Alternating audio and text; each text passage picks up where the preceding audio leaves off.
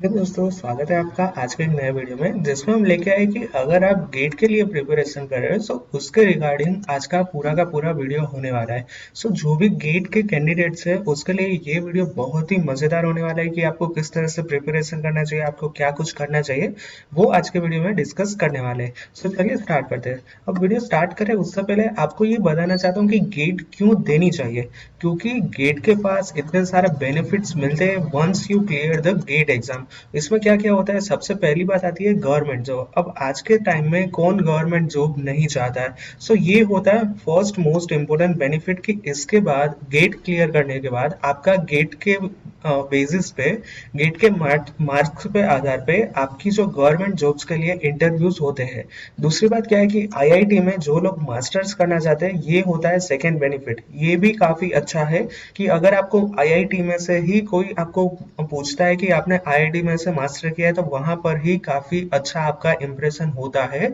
ये सबसे अच्छी बात है। और नॉट ओनली आईआईटी बट यहाँ पे इंडियन इंस्टीट्यूट ऑफ साइंस है जो आईआईएससी बैंगलोर में है, वहां पे भी आप एडमिशन ले सकते हो with the help of GATE exam. इसके बाद तीसरा बेनिफिट क्या है कि अगर आपको अब्रॉड जाना है तो मैंने ऑलरेडी आपको बताया है कि जर्मनी है, सिंगापुर है, फिर काफी सारी ऐसे यूनिवर्सिटीज है फॉरेन में जो आपको डायरेक्टली गेट के मार्क के आधार पे ही, गेट के बेसिस पे ही आपका एडमिशन करवाती है। इसके बाद क्या लिखा है, मैं इसको इरेज कर दूं। इसके बाद आता है पीएसयू जॉब, यानी कि पब्लिक सेक्टर यूनिट, जो बड़ी बड़ी गवर्नमेंट की बॉडीज होती है, जिसमें आ गया कि Bharat heavy electronics limited, Hindustan aeronautics limited, फिर ओएनजीसी है, फिर जीएनएफएससी है। इतनी सारी ये जो पीएसयू बॉडीज होती है गवर्नमेंट की, इसके ऊपर आप डायरेक्टली गेट में अच्छा स्कोर हो तो इसका इंटरव्यू में आप बैठ सकते हो। और ये तो यहाँ पे कुछ ही मैंने बेनिफिट्स लिखे, इसके अलावा काफी सारे बेनिफिट्स आप गेट की एग्जाम के बाद, गेट क्लियर करने के बाद आपको मिल सकते हैं। और यहाँ पे नीचे मैंने छोटी सी यहाँ पे नोट लिख के रखी है कि इस वीडियो में हम यही जानने वाले कि आप गेट में प्लानिंग किस तरह से कर पाओ, गेट एग्जाम में किस तरह से पढ़ना चाहिए और क्या क्या करना चाहिए। आज का वीडियो बेसिकली उस पे फोकस है, ना कि गेट एग्जाम क्या है, उसमें कौन सा सिलेबस होता है, कितने मार्क्स का होता है, कब होती है। ये आज के वीडियो में कवर नहीं होने वाला है। आज के वीडियो में कवर करने वाला है कि आप किस तरह से गेट एग्जाम की प्लानिंग कर पाओ। जो भी स्टूडेंट्स को वो वीडियो देखना है उसके लिए मैं एक सेपरेट ऊपर नीचे, ऊपर यहाँ पे लिंक दे दूंगा और एक नीचे लिंक भी दे दूंगा, तो आप वहां से आप गेट के एग्जाम के बारे में जान सकते हो। बट आज के वीडियो में हम जानने वाले कि आप प्लानिंग किस तरह से कर पाओगे। चलिए स्टार्ट करते हैं। सबसे पहले आता है कि व्हेन टू स्टार्ट, आपको गेट एग्जाम की प्रिपरेशन स्टार्ट कब से करनी है। मेरे ख्याल से यहाँ पे सेकेंड ईयर आपके पास बेस्ट ऑप्शन होता है गेट की स्टार्ट करने का। यहाँ पे आप पूछोगे कि फर्स्ट ईयर से क्यों नहीं करना चाहिए। इसका रीजन भी मैं समझाना चाहता हूँ कि मैं आपको यहाँ पे ये फोकस, ये आपका क्लियर करवाना चाहता हूँ कि आप फर्स्ट ईयर के अंदर जो सब्जेक्ट होते हैं ना आपके जितने भी गेट के, वो सब्जेक्ट्स पढ़ो, ना कि गेट एग्जाम की प्रिपरेशन करो। ये जो सब्जेक्ट्स होता है उसका बेसिक होता है, वो आप क्लियर करो फर्स्ट ईयर के अंदर, और सेकेंड ईयर से आप गेट के लिए प्रिपरेशन स्टार्ट कर सकते हो। ठीक है, in first year clear all your basic concept, देखिए यहाँ पे मैंने लिखा भी है। और उसके बाद then start for GATE exam preparation in the second year. ठीक है, और in third year you can apply for exam else in the fourth year. अब यहाँ पे एक बात है कि गेट ने अभी रिसेंटली अपने एग्जाम में चेंजेस दिए हैं, जिसकी वजह से आप 2 बार गेट दे पाओगे, यानी कि आपके पास 2 अटेम्प्ट मिलेंगे। आप थर्ड ईयर में भी दे सकते हो और फोर्थ ईयर में भी गेट एग्जाम आप दे सकते हो। बट सबसे पहली बात इंपॉर्टेंट क्या है कि आपको स्टार्ट कब से करना है। मेरे ख्याल से आपको सेकेंड ईयर से स्टार्ट करोगे तो वो बेटर रहेगा। फर्स्ट ईयर में क्यों नहीं, इसका रीजन मैं आपको फिर से एक बार समझा दूं कि आपके जितने भी गेट के सब्जेक्ट्स आएंगे ना, उसके ऊपर आप फोकस कीजिए, उसका बेसिक आप क्लियर कीजिए। उसके बाद वो सब्जेक्ट में जैसे ही आपकी मास्टरी हो जाए, आप अपना सब्जेक्ट है वो चेंज कर दीजिए और फिर यहाँ पे स्टार्ट कीजिए ये एक पर्टिकुलर सब्जेक्ट्स के लिए गेट एग्जाम की प्रिपरेशन। मैं फिर से बता दूं, फर्स्ट ईयर में आपको सब्जेक्ट्स क्लियर करना है, सेकेंड ईयर में गेट का जो सब्जेक्ट होता है वो क्लियर करना है, थर्ड ईयर में आप गेट के लिए फर्स्ट अटेम्प्ट दे सकते हो और फोर्थ ईयर में आप फाइनल अटेम्प्ट भी दे सकते हो। तो ये आप सारा का सारा यहाँ पे टाइम लाइन देख सकते हो। अब बात करते हैं कि आप किस तरह से पढ़ते हो, किस तरह से आप गेट की एग्जाम के लिए प्रिपेयर कर पाओगे। उसके ऊपर थोड़ा सा नजर डालते हैं। सबसे पहली बात है यूट्यूब। अब मान लीजिए कि मैं यहाँ पे कोई भी एक रैंडम मैकेनिकल की बात करूँ, मैकेनिकल में मान लीजिए कि 10 टॉपिक आज है, तो उसमें से मेरे ख्याल से 8 टॉपिक ऐसे हैं जो पूरे के पूरे सब्जेक्ट्स 8 जो है वो यूट्यूब पे अवेलेबल है। बाकी के बचे 2 भी यूट्यूब पे मिल जाएंगे, बट उसमें 100% सिलेबस कवर नहीं किया होता है।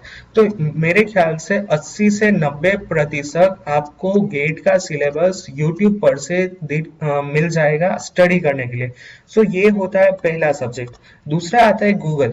गूगल के पास आजकल सब कुछ है, तो आप यहाँ पे भी पढ़ाई कर सकते हो। तीसरी बात है कि Coursera, Udemy, Unacademy, Byju's, Vedantu और आजकल कितने सारे नए नए लर्निंग प्लेटफॉर्म्स आ रहे हैं, तो आप इस तरह से भी कर सकते हो। इसके बाद है पेड और फ्री कोर्स, इसके ऊपर हम आते हैं। और लास्ट में है कोचिंग क्लासेस। सो मेरे ख्याल से अगर आपका गोल सिर्फ यही है कि आपको आफ्टर 4 ईयर ऑफ इंजीनियरिंग आपको आईआईटी में ही एडमिशन लेना है, तो फिर आप अच्छे से अच्छा कोचिंग क्लास ज्वाइन करें। तो मेरी सलाह यही रहेगी कि आप सेकेंड ईयर के बाद कोई अच्छा कोचिंग क्लास ज्वाइन कर ले, तो आपका अच्छा रिजल्ट आएगा। और इसके अलावा जिन लोगों को कोचिंग क्लास नहीं ज्वाइन करने, इसके पास दो होते हैं, पहला होता है पेड और दूसरा होता है फ्री।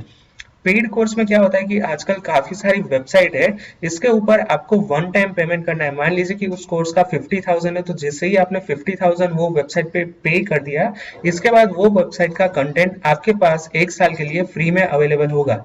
मतलब 1 साल के अंदर आप जितनी बार वो कंटेंट को देखना चाहे, वीडियोज होते हैं वो आप देखना चाहे वो देख सकते हो, आप डाउनलोड भी कर सकते हो।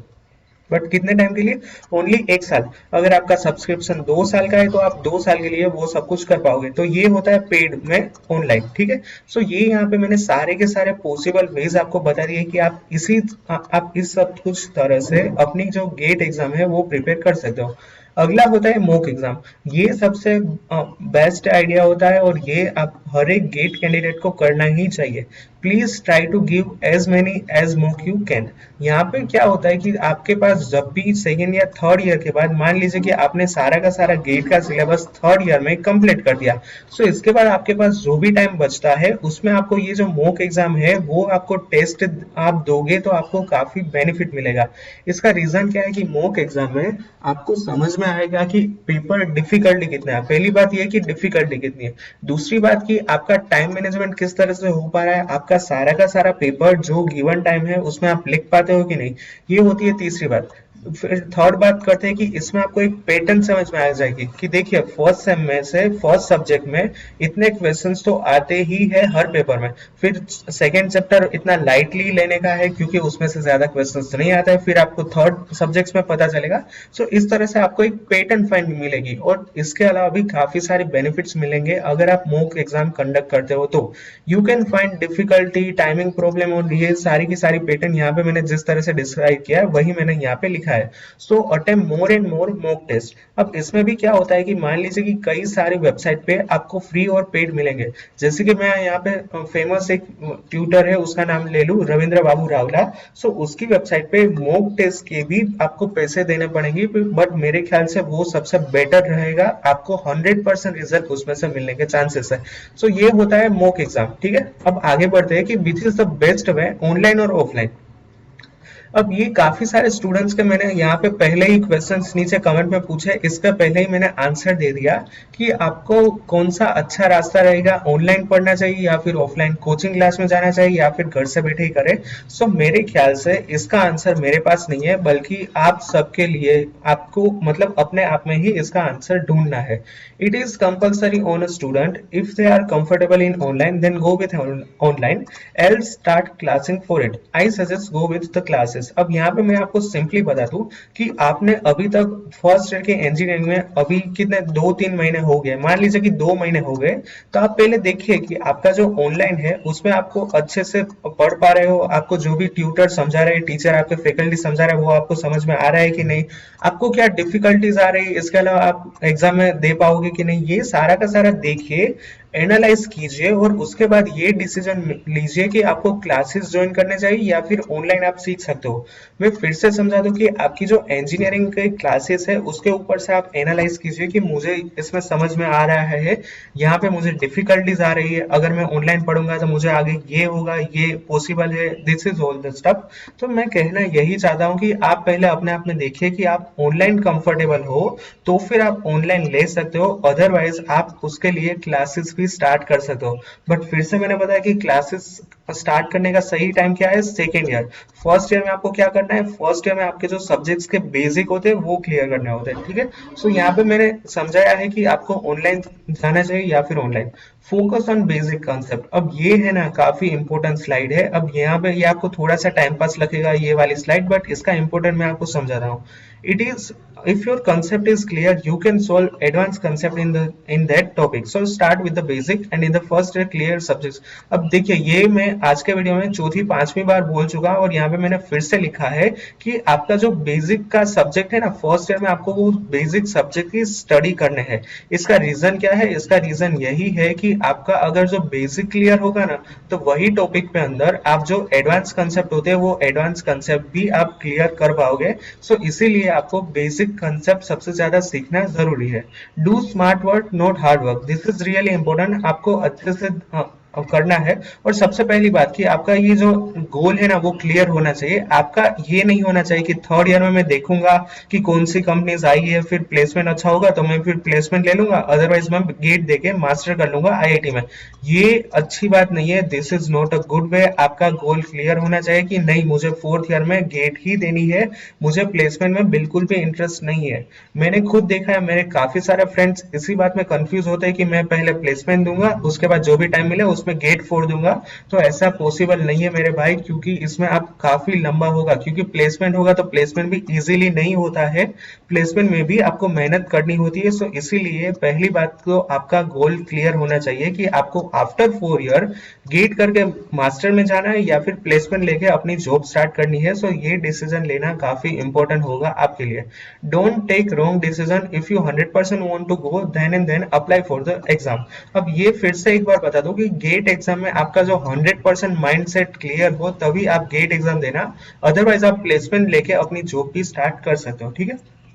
और लास्ट में इतना ही बताना चाहता हूँ कि ये कुछ भी हार्ड नहीं है, just starting to think and आपको स्टार्टिंग में लगेगा कि गेट एग्जाम काफी हार्ड है, but actually it is not. आपको अपना जो बेसिक है वो क्लियर करना है। So that's it for today's video. I hope आपने कुछ नया सीखा हो, और अगर वीडियो से आपको कुछ भी नई इन्फॉर्मेशन मिली है तो please like that button, and if you have any doubt then ask me in the comment section. अगर आपको मेरे लायक कुछ भी क्वेरी हो तो मैंने मेरे सारे सोशल मीडिया प्लगइन नीचे डिस्क्रिप्शन में दे दिए हैं।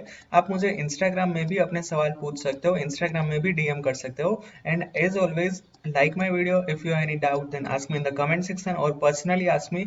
Do share this video with your friend, and if you're new to my channel then subscribe my channel and press the bell icon for the latest notification. Thank you very much.